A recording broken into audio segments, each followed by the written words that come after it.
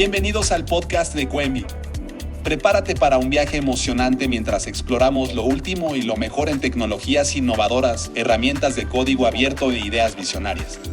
Te llevaremos en una aventura cautivadora mientras descubrimos historias, discutimos ideas y nos conectamos con líderes que están cambiando el juego y dando forma a nuestro futuro digital. Así que siéntate, relájate y prepárate para inspirarte. Listo, y ya estamos en vivo en otro episodio del podcast de Coenvi, donde no solamente hablamos de tecnología, sino también de emprendimiento, de impacto, de comunidades, y pues traemos a esos personajes de la comunidad y como tal de la industria para compartir su conocimiento. Hoy en día tenemos a Alejandro de León Moreno, que nos va a compartir un tema muy interesante, que es sobre filantropía y cómo eso puede ayudar a transformar la realidad que tenemos hoy en día.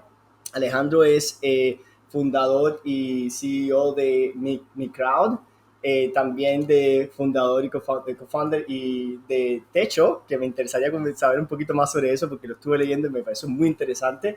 Y también es socio y fundador de Anima Ventures. Es apasionado por la filantropía, es un emprendedor y se enfoca mucho en iniciativas de impacto.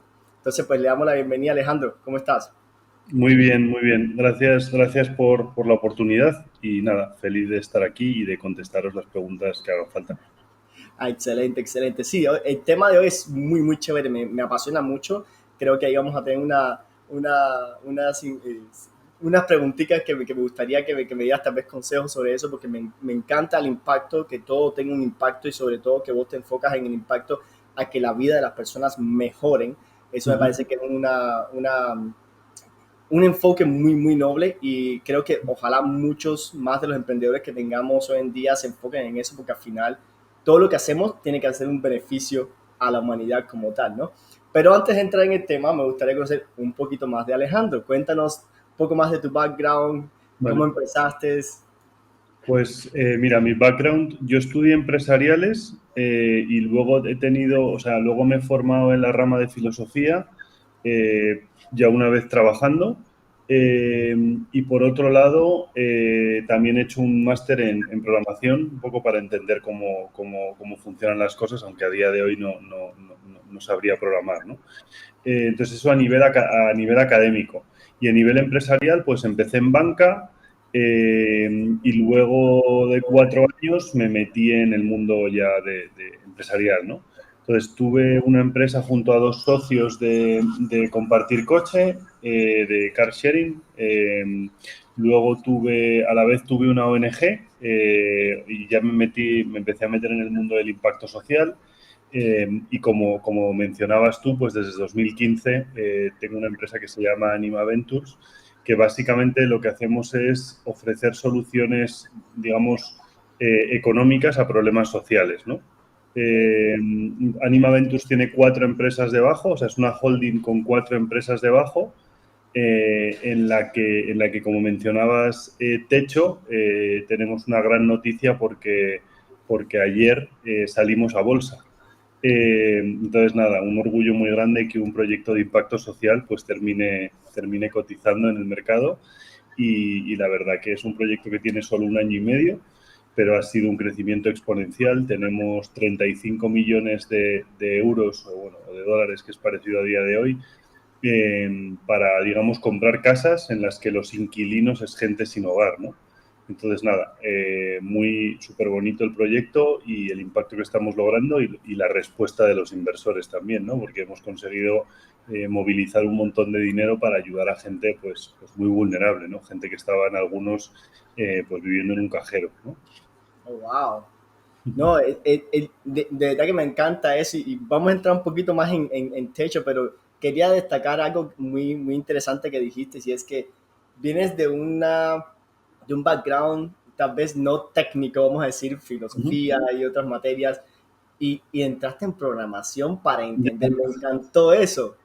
Bueno, es que realmente al final, o sea, digo que sí, cuando, o sea, no hay mucha diferencia entre la lógica aristotélica o la lógica que propone Bertrand Russell, por ejemplo, que era matemático y filósofo a la vez, que la programación. Entonces, al final, programar no es más que el silogismo de toda la vida, filosófico y aristotélico, pero trasladado a que terminas teniendo un producto tecnológico, ¿no? Pero al final, digamos que la lógica que hay por detrás es muy parecida, ¿no? Entonces, bueno, pues me interesaba, digamos, por dos razones. La razón número uno es para hablar con mis hijos en el futuro, o sea, para entender un poco cómo van a ser las cosas, y la razón número dos, obviamente, para mejorar también a nivel laboral, ¿no? Entonces, bueno, por eso hice esa inversión.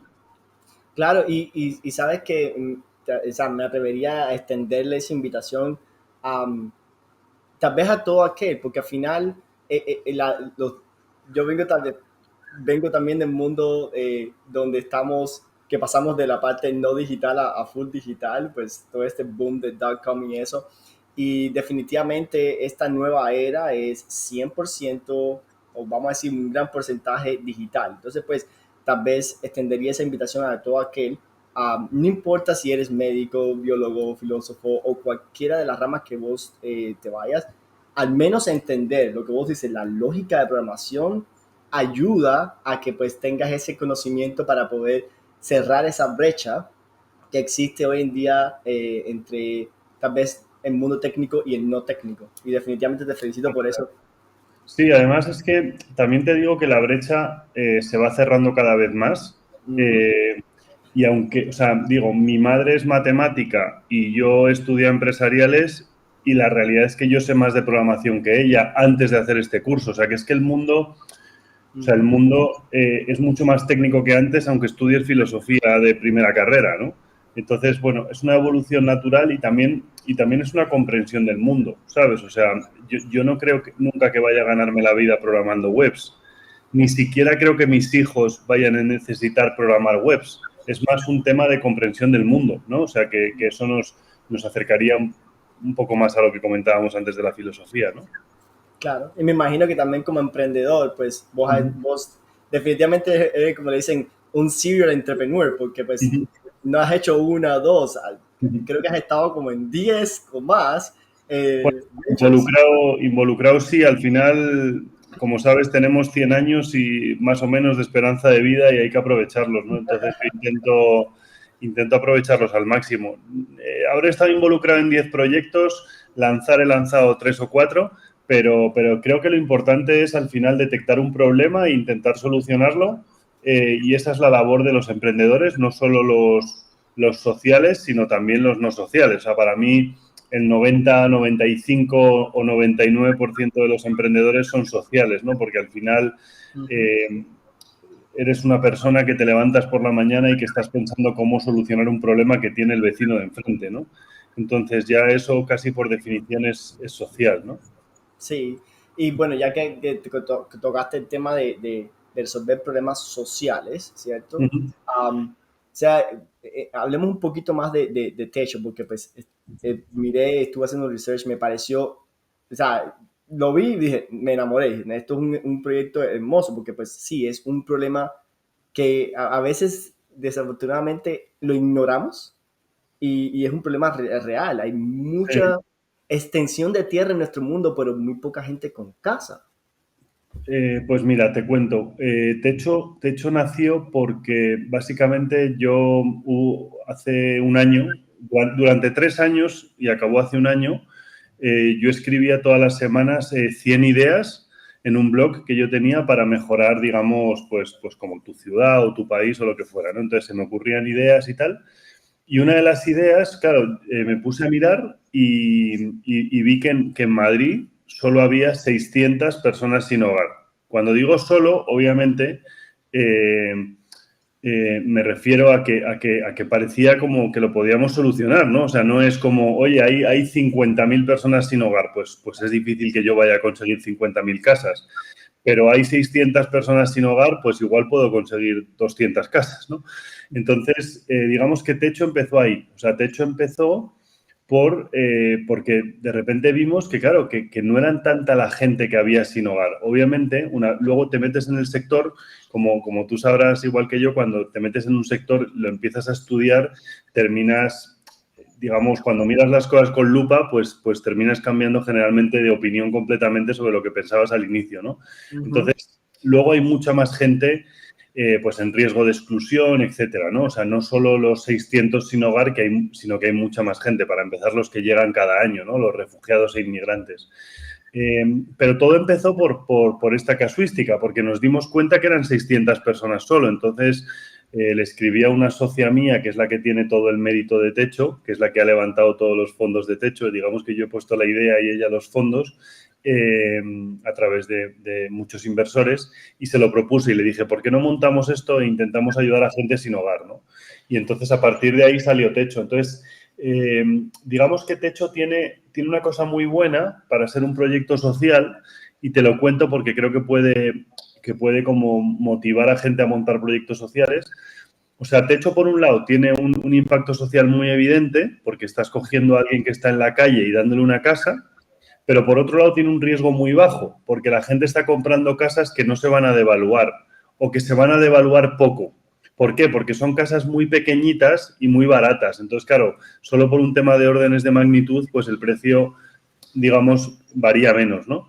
Entonces, al final, esa percepción de riesgo bajo e impacto social alto es lo que nos ha hecho conseguir a muchos inversores. Y luego, por supuesto, que tengo una socia que es una caníbal, ¿no? Entonces ha levantado, pues, prácticamente ella los 35 millones. Voy a hacer un comentario y acto seguido te voy a hacer una pregunta extendiendo un poquito lo que dijiste. Lo que me apasiona es el tema de que, por ejemplo, en nuestro caso, algo que nos apasiona mucho a nosotros son dos cosas sociales. Una es la brecha de información y conocimiento que existe en Latinoamérica, ¿no? Y sobre todo en el habla hispana. Hemos encontrado de que pues, en tecnología es muy fácil, tal vez para el habla inglesa, encontrar información y obtener muchos recursos, pero desde el punto de vista de la lengua hispana es un poco más complicado, es más atrasado la información. Eso es una de las cosas que nos apasiona.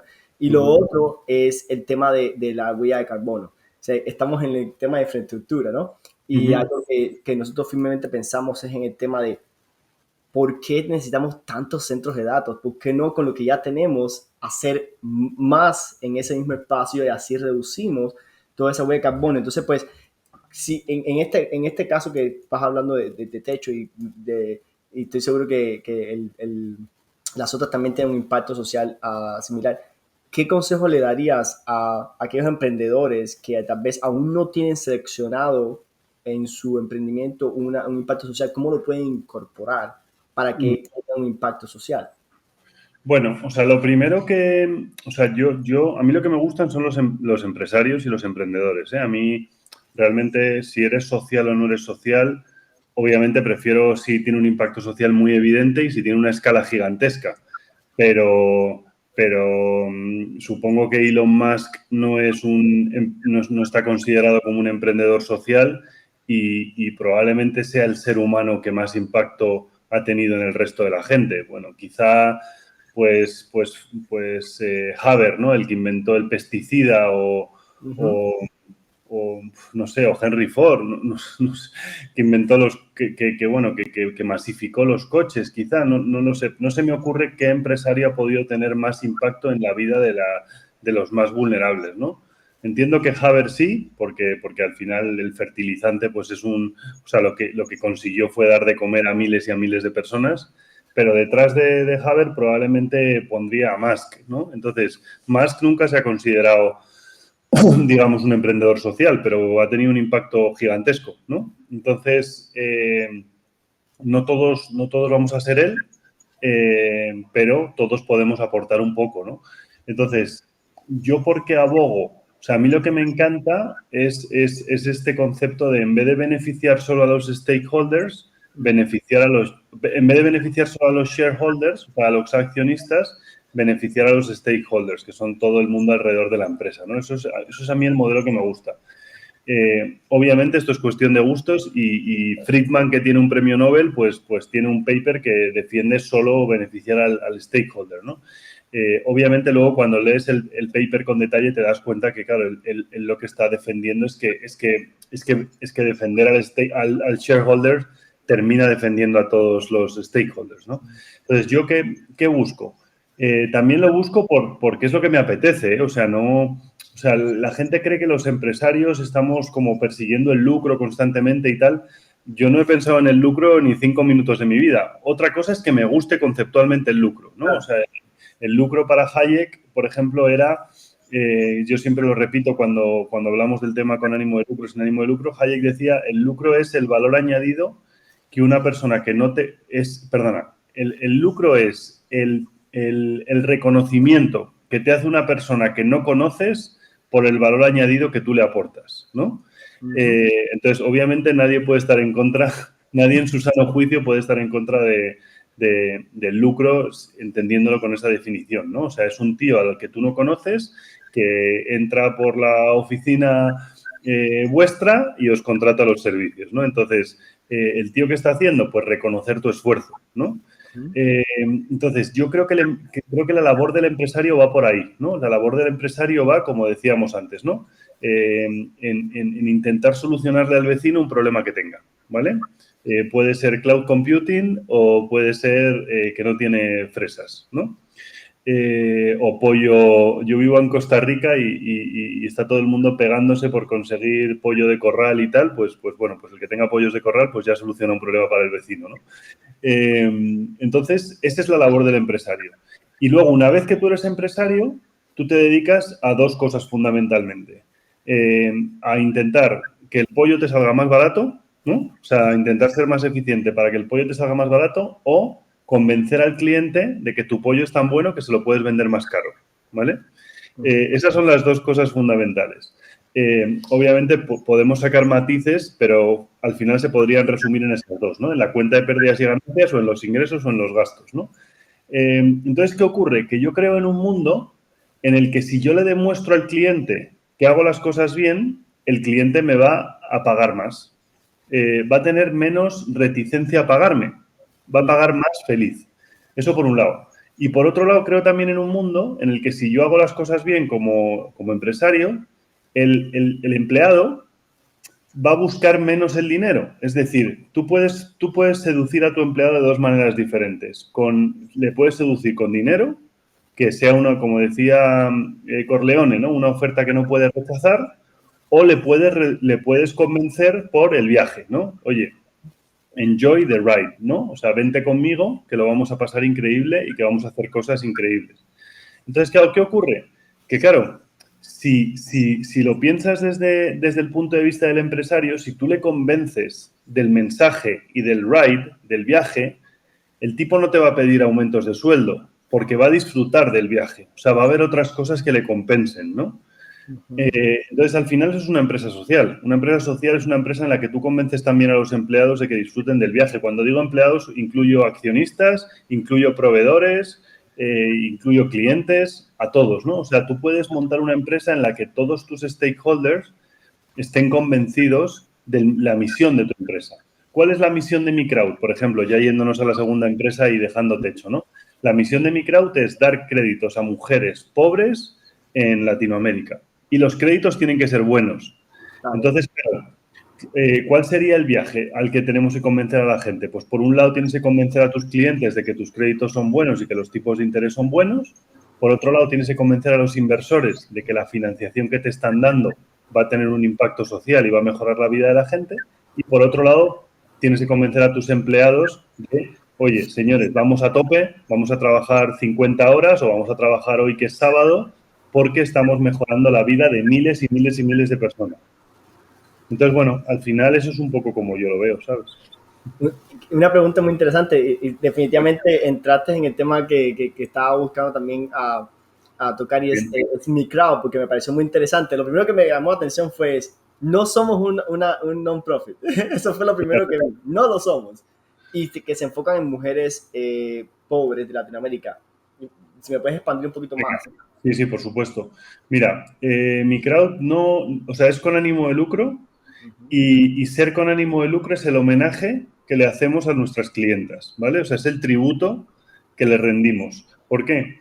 Porque sería muy hipócrita si yo buscara a las mejores mujeres de Nicaragua, por ejemplo, o de Perú, o de México, o de Costa Rica, y sin embargo, luego yo fuera pidiendo digamos, beneficencia a la gente, ¿no? O sea, fuera pidiendo donativos.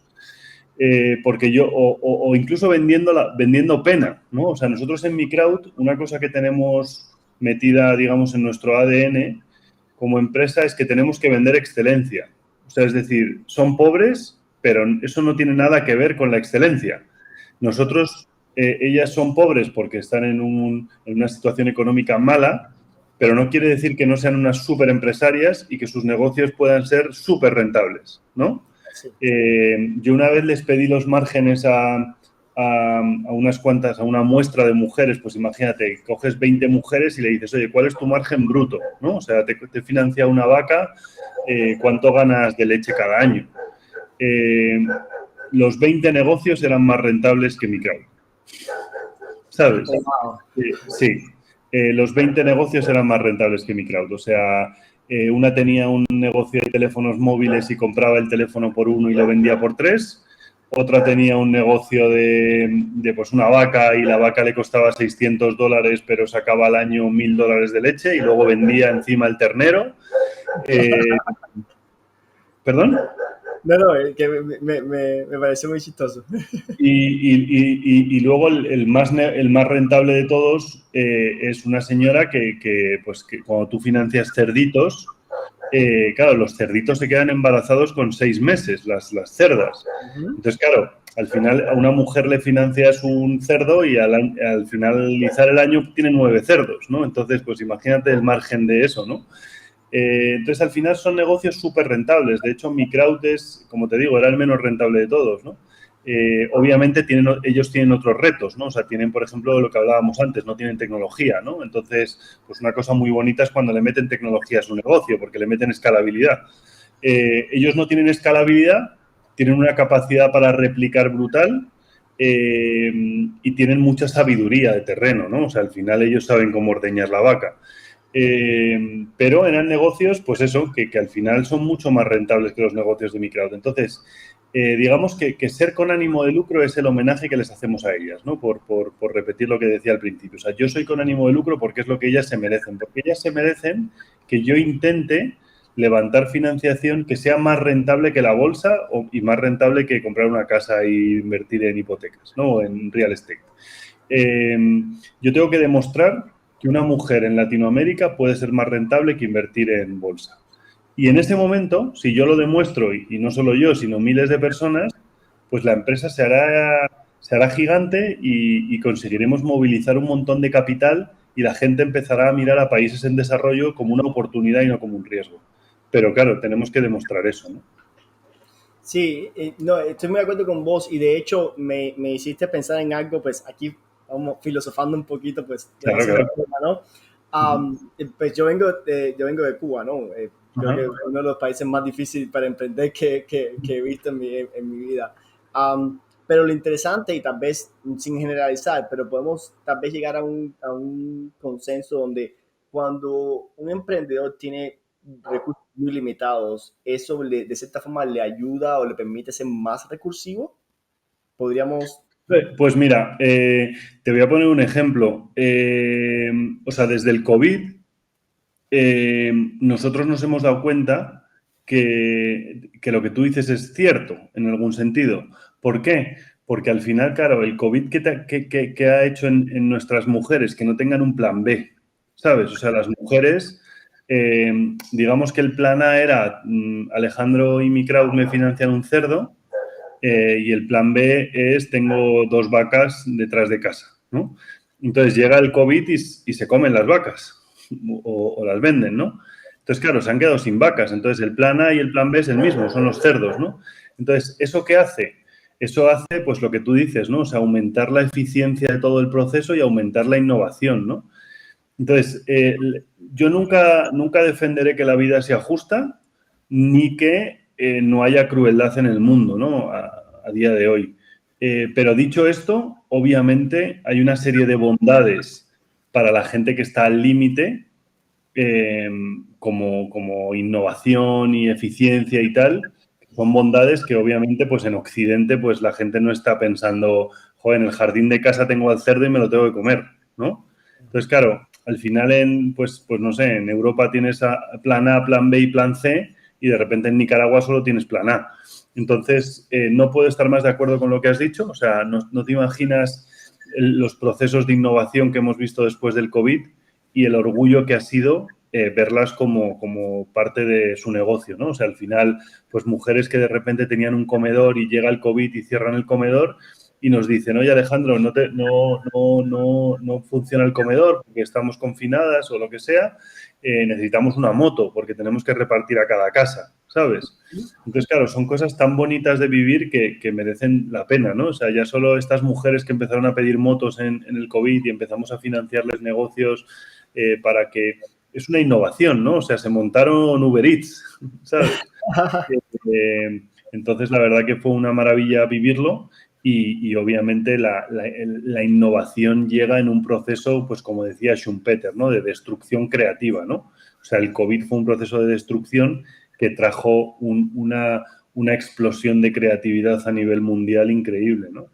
Vamos, ya solo el teletrabajo, o sea, solo trabajar en nuestra casa y habernos dado cuenta que podemos trabajar en nuestra casa, que podía ser un perjuicio o un prejuicio, las dos, ya solo habernos dado cuenta, imagínate el impacto medioambiental que ha tenido, ¿no?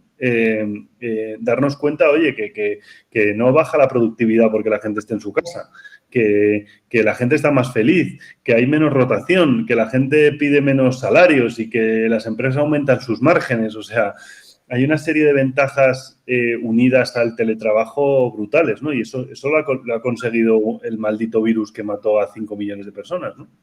Sí, eso es cierto. Ahí es donde vemos, y pues definitivamente es algo con lo que simpatizo, porque pues sí, muchas muertes definitivamente, y eso es muy triste. Pero al final también abrió otras oportunidades, lamentablemente basado en la calamidad. No es algo que buscamos para nada, pero también hay que ver diferentes oportunidades que se abrieron. Desde el punto de vista de compañías, estoy muy de acuerdo con vos por el tema de que pues permitió que ahora las compañías vean que existe también una vida que se puede llevar, que no solamente es encerrado en cuatro paredes. De hecho, algo de lo que estamos muy orgullosos es de que desde el día uno fuimos 100% remotos. Entonces, cuando nos preguntaban, el COVID, ¿qué pasó con usted? Yo, pues, nada. Bien, pues, antes, por supuesto, que nuestros asociados estén bien, cuídense, por favor, y eso, por supuesto, porque eso es lo que nos interesa, de que nuestros asociados estén bien, pero del resto el impacto fue literalmente cero, o sea, no hubo un impacto. Y una preguntita sobre mi crowd y Techo. ¿Techo se mantiene primariamente en España, Madrid, Sí. o extendido? Techo está en varias ciudades de España, como alrededor de 7 o 8 ciudades de España, Almería, Barcelona, Sevilla, Madrid, Murcia y alguna más. Y mi crowd, como te decía, está en Perú, México, Costa Rica y Nicaragua. Excelente, excelente. Súper.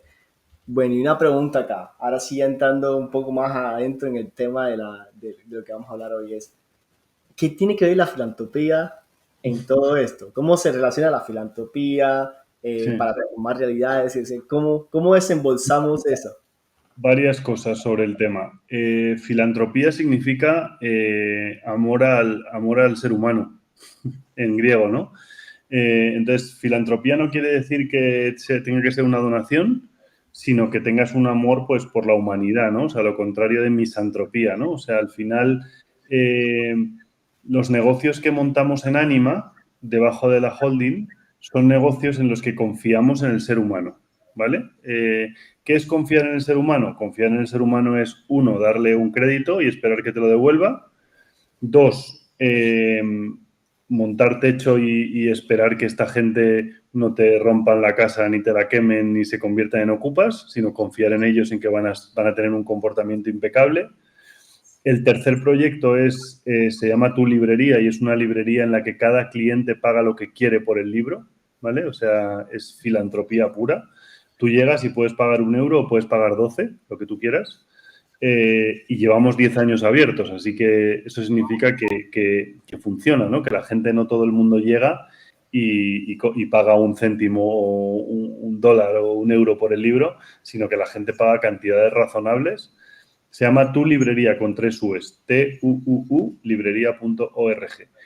Y el cuarto proyecto se llama Empatía.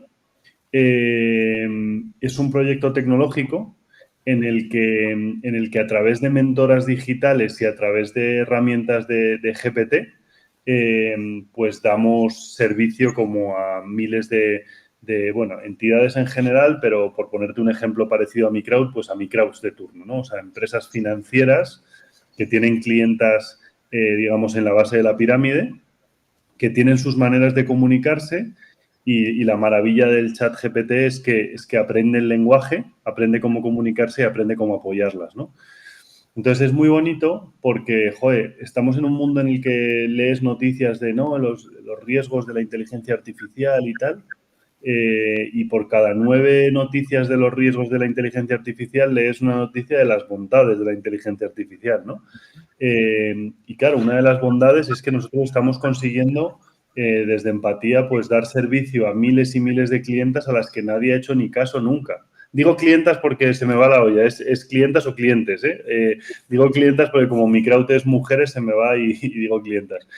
Pero claro, son herramientas de acompañamiento bestiales, ¿no? O sea, al final el mejor psicólogo pues probablemente en unos años será online y será un robot. Entonces, ¿eso qué te permite? Pues que en vez de que el 1% de la población vaya al psicólogo, te permite que el 100% de la población vaya al psicólogo, ¿no? O sea, al final lo bonito del capitalismo es que consigue que los lujos se conviertan en, pues eso, en commodities, ¿no? En cosas súper accesibles y súper baratas, ¿no? O sea, ¿quién nos hubiera dicho hace 20 años que íbamos a tener una herramienta de búsqueda que iba a ser gratuita, ¿no? O que se llama Google, ¿no? O quién nos iba a decir hace 200 que íbamos a tener un coche, incluso que iba a ser eléctrico y que lo ibas a cargar en casa, ¿no? O quién nos hubiera dicho que WhatsApp iba a ser gratis, ¿no?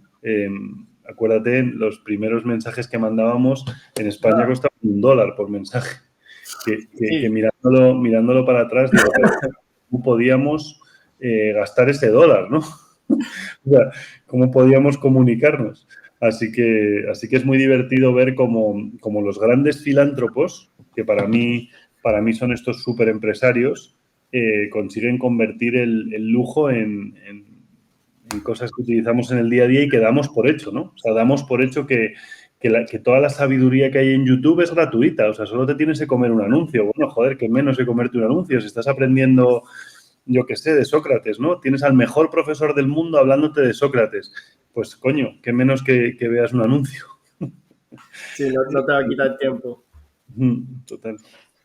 Y una pregunta, porque pues aquí estaba haciendo como un resumen en mis notas de la charla y estoy viendo, bueno, hasta donde llego, me imagino que me faltan algunas, pero veo finca y raíces, educación, salud, lending, ¿dónde más? ¿Qué más tienes pensado? Pues mira, decirte que estoy en un proyecto nuevo, te lo voy a poner por el chat. Claro que sí, para ponerlo en la pantalla. Sí, estoy montando un proyecto personal nuevo que se llama Scott.app y que básicamente quiero montar e-commerce para gente, digamos, masivamente, ¿no? O sea, quiero que sea una plataforma en el que todo el mundo pueda tener su tienda. Básicamente la oportunidad obviamente es por las tecnologías tan desarrolladas de inteligencia artificial que tenemos a día de hoy. Pero sí, me estoy lanzando ahora, vamos a hacer, nuestro primer país va a ser Costa Rica, va a ser como una especie de Facebook Marketplace, pero la gente puede montar sus tiendas como por inteligencia artificial, ¿no? Entonces, ¿por qué? Porque al final creo que la inteligencia artificial no va a abrir el gap entre la gente que tenga tecnología y la que no, sino que lo va a cerrar, ¿no? Que todo el mundo va a poder tener, digamos, una tienda y va a poder vender sus productos online, ¿no? Entonces, pues esa era un poco la idea de montar esto. Me encantaría ver esa lista en el blog que tenías de 100 ideas, porque creo que va haciendo una por una, atacándola y poniendo Pues algo para ayudar a la humanidad. te voy a buscar el link. Te voy a Ah, buscar el claro que link sí. de las 100 ideas. La verdad que me lo pasé bien y a veces le digo a mi mujer claro, que es que lo bonito de las 100 ideas es que salió techo, ¿sabes? O sea, que ya con eso merece la pena. Mira, Claro, te lo paso por el chat claro que sí. y mira, además, iba publicando una a la semana. Entonces, bueno, pues al final 100 pues fueron 2 años escribiendo, ¿sabes? Wow. Y nada, me lo pasé bien, sí, sí.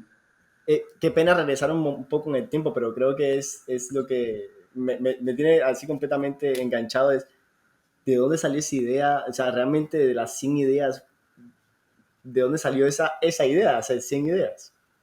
Pues mira, si te soy sincero, la idea de techo, o sea, al final a mí hay un filósofo que me gusta mucho que es John Rawls, que habla mucho digamos, de una cosa que él le llama el velo de ignorancia, ¿no? Entonces, ¿el velo de ignorancia qué es? El velo de ignorancia es si tú no supieras eh, quién vas a ser, quién elegirías ser, ¿no? O qué momento de la vida elegirías, por ejemplo, ¿no?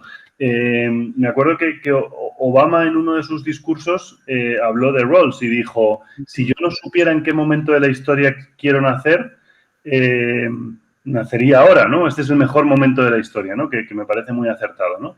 Entonces, Rawls lo que defiende es que las decisiones éticas las tienes que tomar siempre con un velo de ignorancia. O sea, es decir, te tienes que poner el velo y decir, vale, yo no soy Alejandro, tío occidental de España, blanco, heterosexual, y lo que sea, ¿no?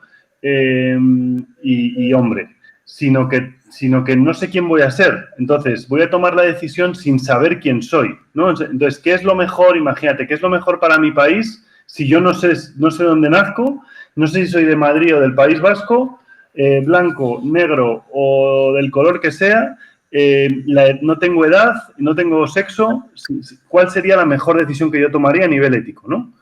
Entonces, claro, cuando piensas así, constantemente te vas un poco a los extremos de la campana de Gauss y dices, vale, ¿quién son los más débiles? O sea, ¿cómo puedo proteger al más débil, no? Entonces, una idea era, joder, ¿cómo podemos intentar que esta gente no duerma en la calle, ¿no? O sea, que al final, si te pones el velo que te comentaba antes, pues claro, estás todo el rato pensando, joder, yo podría ser el que duermo en la calle si me pongo el velo, ¿no? Entonces, claro, ¿cómo podemos solucionar para que esta gente deje de dormir en la calle? Básicamente. Entonces, a mí se me ocurrió una idea que era comprar casas de manera masiva a través de tokens, ¿no? O sea, tokenizar casas, edificios o casas y que la gente viviera ahí y que el alquiler lo pagara el ayuntamiento, ¿vale? O sea, yo lo que pensé es eso, o sea, el ayuntamiento de Madrid, pues igual tiene problemas para comprar 200 casas, pero igual no tiene problemas para pagar el alquiler, que eran cantidades más razonables. Entonces, ¿qué nos encontramos? Obviamente, este fue el inicio del proyecto y luego los proyectos cambian, ¿no? Entonces, lo que nos encontramos es que las ONGs podían pagar el alquiler. O sea, que las ONGs eran las que canalizaban los fondos europeos o españoles y tenían los fondos para pagar el alquiler. Entonces, claro, al final el proyecto era redondo porque había unos inversores que compraban las casas, unas ONGs que por medio de fondos públicos o privados tenían dinero para pagar el alquiler y esta gente a la que ayudabas a reinsertarse a la sociedad, ¿no? Porque para llegar a reinsertarte laboralmente, lo primero que tienes que hacer es reinsertarte socialmente, ¿no? Claro. Entonces, bueno, así es como surgió la idea. Era como la idea 5 o la 6, o sea, era muy, muy pronto. Pero bueno, la verdad que ya todo el proyecto de 2 años mereció la pena solo porque salió esto, ¿sabes? No, definitivamente, o sea, por eso te decía, en cuanto leí techo, dije, wow, esto es, ojalá, y ahí fue donde me puse tal vez en la posición que dice con el velo, dije, ojalá esto estuviese, no sé, en lugares que he estado en Colombia, en lugares que he estado en, no sé, en El Salvador, en Brasil, en toda Latinoamérica, ojalá existiera. Y San Francisco, que tienen un problema de organismo brutal. O sea, es que al final la solución de techo es súper escalable. O sea, cualquier país puede hacerlo porque además, digamos que existen las ONGs que pueden pagar los alquileres. O sea, lo que no puede hacer la ONG es comprar la casa, pero es que puede pagar el alquiler, ¿no? Esa es un poco la paradoja y la clave de por qué techo puede montarse, como dices tú, en cualquier país, ¿sabes?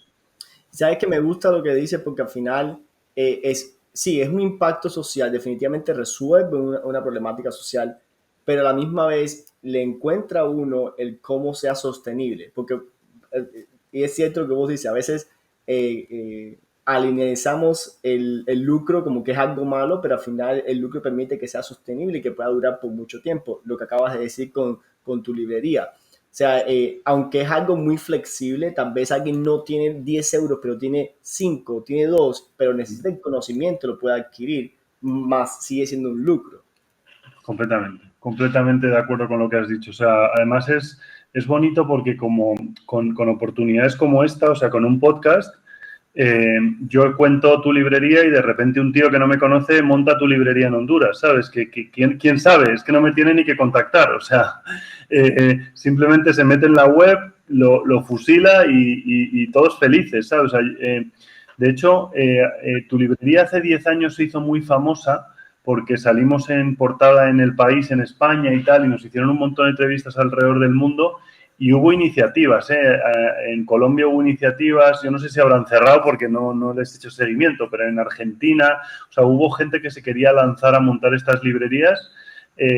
Además que nosotros, el modelo de tu librería lo hemos afinado, pero nosotros copiamos una librería en Estados Unidos que yo no sé en qué anda ahora, se llamaba The Book Thing, en Baltimore. Mira, te voy a pasar la web. Esta librería incluso se quemó. Yo no sé cómo. Mira, sí, Samantha, sí, esa es la librería que acabo de ver tu mensaje. Mira, nosotros copiamos The Book Thing en Baltimore. Entonces, bueno, pues nosotros copiamos un modelo o lo adaptamos y otros nos podrán copiar a nosotros, pero es un modelo a nivel mundial, ¿no? Entonces, si te pones a pensar, joder, el impacto que tiene que la gente lea, ¿no? A nivel ético, a nivel productivo, pues es brutal, ¿no? La cantidad de riqueza que puedes hacer para tu país, para tu barrio, para tu pueblo, para tu ciudad, lo que sea, ¿no? Pero sí, es súper conmovedor, la verdad. Sí, no, aquí hay un modelo, no tiene como cierta similitud, pero está interesante en el barrio donde vivo, donde hay como unas cajitas donde uno va y pone un libro ahí y tú Sí, lo sí, pones, sí. lo dejas ahí y alguien viene y trae un libro, se lleva ese y es como ese intercambio de libros, pero me gustó porque pues de cierta manera uno puede acceder tal vez a libros que digamos, no es que tengan que ser siempre libros costosos, sino puede ser un libro que a lo mejor no existe o que es muy poca las ediciones, entonces uno puede acceder a ellos. Y bueno, y lo que es súper bonito es ver que nadie llega y roba los 8 libros, Exacto. ¿sabes? Eh, Porque, por ejemplo, en Suiza es muy divertido. Yo viví en Ginebra unos años, los años que hice banca fueron en Ginebra, y la gente coge el periódico de un sitio como una estantería como la que has descrito tú, y mete la moneda. Y nadie roba los 40 periódicos ni roba las monedas, sino que es completamente tú pagas si quieres y todo el mundo paga. Que ese yo creo que es el futuro moral de la sociedad, ¿no? O sea, creo que la sociedad que tenderemos a tener tantos lujos que nos portaremos todos súper bien con todos, ¿no? Para mí es el destino moral que tenemos como seres humanos, ¿no? O sea, no necesitar, entre comillas, policía ni nada parecido, ¿no? Sino hacer todo bien sin que nadie nos vigile, ¿no? Ese tiene que ser nuestro destino. Sí, creo que utilizando la misma frase que dijiste hace un rato, es al final la conciencia de que al Completo, final tú estás pagando por el esfuerzo de otro, algo completo. justo donde esa persona sea sostenible para que pueda seguir digamos, de esta manera ese servicio o producto que está obteniendo. De forma tal de que, pues, digamos que si nadie diera ese céntimo o esa moneda para el periódico, en algún momento el periódico no sería sostenible. Lo que pasa, por ejemplo, aquí en Estados Unidos, que muchos periódicos están cada vez cerrando más y más porque, pues, hay gente que tal vez no le dé valor y no quiere hacer ese esfuerzo de pagar, pero al final no siempre tenemos internet, no siempre tenemos electricidad, conexión donde estamos y necesitamos esa información para consumirla. Entonces, pues, yo soy muy pro a eso, a que ayudemos siempre al local, que estamos alrededor, porque ese es el que al final mantiene la economía de una sociedad. Sí, o sea, yo a veces ayudo al local y a veces ayudo al internacional, ¿eh? O sea, no tengo una preferencia, pero sí, o sea, es evidente que cuanto mejor te portes con tu comunidad te va a volver, ¿sabes? Sea la comunidad que sea, además, ¿eh? O sea, yo no discrimino entre, es un condominio millonario yo qué sé, en Beverly Hills o es una zona súper pobre en la selva en Perú, ¿no? O sea, al final yo creo que aportar a tu comunidad es mejorar tu comunidad y que si todos confiamos en eso, la comunidad en el medio o en el corto plazo mejora, ¿no? O sea, al final es de libro. Sí, sí. Así es como hemos llegado digamos, a lo que somos, ¿no? El Sapiens ha llegado a ser lo que es.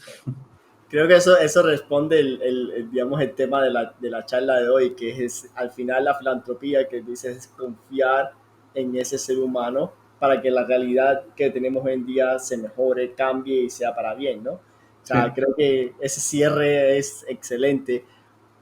Alejandro, para ir cerrando, porque ya somos muy agradecidos con el tiempo que nos has estado dando y queremos ser conscientes con tu tiempo también. Me gustaría hacerte dos preguntas que hacemos cada vez que cerramos un podcast y es al final relacionado con filantropía, es humanizar a las personas que traemos acá a nuestro podcast porque pues independientemente de tecnología, lo que hacemos, siempre es un humano el que está por detrás de eso y es el que, digamos, brilla por sí mismo. Y nos gustaría conocer una anécdota personal que puedas compartirnos de que te haya impactado y eso es lo que ha creado hoy en día el Alejandro que estamos hablando y qué consejo le daría a aquellas personas que están entrando en este mundo, ya sea como tal de empresarial o sí, empresarial, ¿qué consejo le darías? Pues mira, la del consejo siempre doy el mismo consejo. O sea, a mí hay un consejo que me fascina, que es cuando llamas, se te estropea internet y llamas a la telefónica de turno o al proveedor de internet que tengas y te dicen, ¿ha probado usted apagar y encender el router? ¿Sabes? O sea, creo que al final hay soluciones muy sencillas para problemas muy complejos y al final muchas veces tendemos a intentar matar moscas a cañonazos, cuando en realidad algo tan sencillo como ha probado usted a apagar o encender su router, pues soluciona un problema tan complejo como no tener internet, ¿no? Y tener que trabajar, ¿no? Entonces yo intento, o sea, que los problemas se solucionen de la manera más sencilla posible, ¿no? Porque eso empresarialmente es lo que mayor impacto tiene, ¿no? Entonces ese sería mi consejo. Y luego la otra pregunta era qué cosas me han impactado.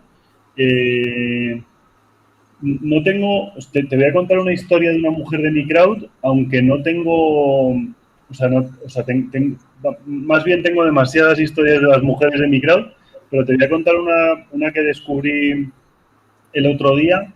Mira, esta me la han contado hace como 10 días, ¿vale? Nosotros, obviamente, utilizamos Empatía, que es el servicio que te he contado de inteligencia artificial, para dar servicio a las mujeres de mi crowd, ¿vale? O sea, Empatía, digamos que se montó como un spin-off de mi crowd. Lo que vimos es que había una necesidad gigante de hablar con miles y miles de usuarios y que podíamos hacerlo, ¿no? Entonces, digamos que Empatía tiene, pues no sé, 20 clientes y uno es mi crowd, ¿no? Es un B2B. El otro día la herramienta de Empatía empezó a hablar con una clienta de mi crowd y le dijo, qué tal tu día y tal? Y le dijo, bueno, si yo te contara, le dice la mujer, ¿no? Y entonces le dice la herramienta, sí, cuéntame. No, si yo te contara, y le dice, sí, estoy aquí para acompañarte, ¿no? Y al final estuvieron una hora hablando. La mujer de mi crowd no sabía que estaba hablando con un robot. Le terminó agradeciendo millones de cosas, el tiempo dedicado, toda la ayuda y tal. Le terminó contando temas súper personales como de abusos sexuales y tal. Y le dio el acompañamiento que necesitaba en este momento. O sea, le hizo una sesión de psicología y de acompañamiento, digamos, pues eso, psicológico, ¿no? Valga la redundancia. Y es impresionante ver, o sea, qué orgullo tener esa herramienta, ¿no? Para quien lidere empatía en el día a día, ¿no? Decir, joder, tengo una herramienta que consigue acompañar a quien nadie acompañaba antes, ¿sabes? Entonces, es una historia que quiero compartir porque, o sea, el mensaje que quiero mandar es que, joder, que tenemos la tecnología como aliado nuestro, y que no hay nada que vaya a ayudar más a evitar el sufrimiento de los más débiles y los más vulnerables como la tecnología. Y que si conseguimos entender que la tecnología es nuestro aliado, podemos hacer muchas más cosas que si no lo consideramos, que si no lo conseguimos entender, o que si, por ejemplo, tenemos recelos con la tecnología, ¿no? O sea, nosotros, el ser humano siempre tiene recelos con todo, ¿no? O sea, el otro día estaba en Twitter y encontraba las primeras críticas que recibió Super Mario Bros. Cuando salió la película, o Mario Bros, el videojuego, ¿no? Y la gente decía, no, los niños pueden terminar suicidándose y tal. Bueno, o sea, digo, igual hay algún niño que se ha suicidado por jugar a Mario Bros, pero en general no, ¿no? Y lo mismo con las redes sociales, y lo mismo con la televisión, y lo mismo con todo, ¿no? Las cosas son neutras, o sea, las cosas no son buenas o malas, los microcréditos no son buenos o malos, Internet no es bueno o malo, Internet depende cómo lo uses, ¿no? O sea, hay una frase de Hegel que dice, la cuerda te puede ayudar para escalar una montaña, para dirigir un barco o para ahorcarte, ¿no? Entonces la cuerda es neutra. Somos nosotros los que hacemos la cuerda buena o la cuerda mala, ¿no? Entonces, con Internet y con la tecnología pasa lo mismo. Va a estar en nuestras manos hacerla buena o hacerla mala. Entonces, tenemos una oportunidad gigante y tenemos la oportunidad de ser la generación que ayude a acabar con la extrema pobreza, ¿no? Entonces, es súper bonito formar parte de esta generación y ser trabajadores activos cuando vamos a lograr el mayor hito de la historia de la humanidad desde la abolición de la esclavitud, ¿no? Que es acabar con la extrema pobreza. Entonces, bueno, pues ser parte de esto creo que es una oportunidad demasiado tentadora como para no intentar aprovecharla y aportar nuestro granito de arena, ¿no? Como empresarios o también como emprendedores, ¿eh? O sea, o también como empleados, quiero decir. O sea, también como empleados hay mucha oportunidad para hacer cosas con un impacto gigantesco, ¿no? O sea, no quiero centrar la conversación solo en el empresario, sino que el empleado creo que tiene una oportunidad de hacer cosas gigantes. Claro que sí. Y no, yo creo que el mejor cierre que ese no va a haber. Mejor yo lo dejo ahí. Alejandro, mil gracias por tu tiempo. Te agradecemos muchísimo que estés aquí con nosotros. La invitación queda abierta para otra sesión. Creo que hay muchísima tela por donde cortar. Y cuando queráis, simplemente me agendáis y ahí estoy con vosotros siempre que queráis. Contad conmigo. Y os cuento qué traéis los primeros meses de Scott. Excelente, mil gracias por todo y pues esperamos vernos de nuevo acá en otro episodio. Gracias, Ángel, y a todo el equipo de Coenbi por la oportunidad. Gracias a vos. Estamos ansiosos que te unas a nosotros nuevamente en nuestro próximo episodio, donde continuaremos explorando el emocionante mundo de la nube nativa y Kubernetes. Hasta entonces, sigue explorando, aprendiendo y haciendo que sucedan cosas extraordinarias.